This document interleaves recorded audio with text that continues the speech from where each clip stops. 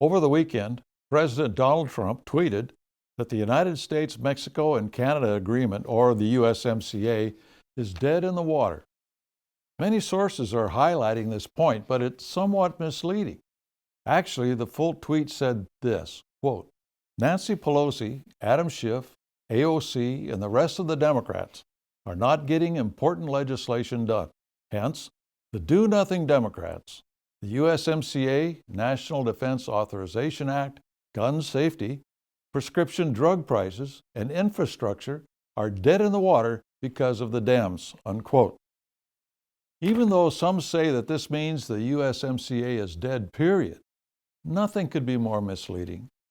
Note that President Trump mentioned several other initiatives that are in play, not just the USMCA. What this may mean, and it's only speculation on our part, is that the USMCA may not come up for a vote this year. But let's not believe it is dead. If it doesn't come up for a vote this year, we could use that time to fill to our own benefit. What I mean is that this will allow you time to go out and meet with your congressman while they're at home on the various breaks over the holidays. Now is the time to inform them about the provisions that subordinate America to the United Nations and its various covenants, while at the same time serving as the platform for the merger of all of North America into one country, a North American Union.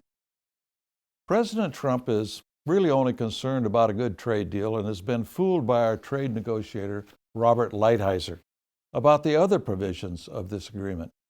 Lighthizer, of course, is a veteran member of the globalist New World Order promoting Council on Foreign Relations. Of all the people in the Trump administration, Lighthizer is the only one who seems to be free from criticism by the swamp or fake news media. This should be a clue for those who watch the political scene. Many have felt that they must support President Trump on this issue because the Democrats are opposed to the USMCA.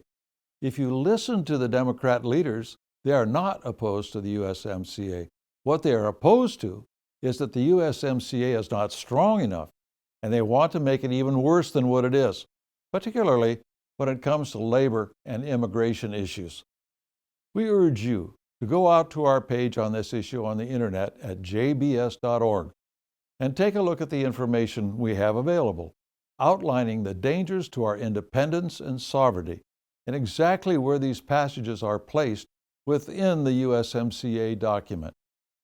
Arguably, the USMCA is the worst pact that we have negotiated since the founding of the United Nations. Let us not forget that free trade is between you and me. Once government gets involved, it ceases to be free trade and becomes regulated trade. We can always recover from a loss of jobs or a downturn in our economy. It is doubtful that we can recover our independence once lost. Look at the example of Great Britain with Brexit. Everything is being done to prevent them from withdrawing from the European Union. The next step, already being negotiated by Lighthizer, is a deal with the EU. I personally met with a public relations officer connected with the EU in Germany, and he said they will work to get us into the EU kicking and screaming if necessary. No, thank you.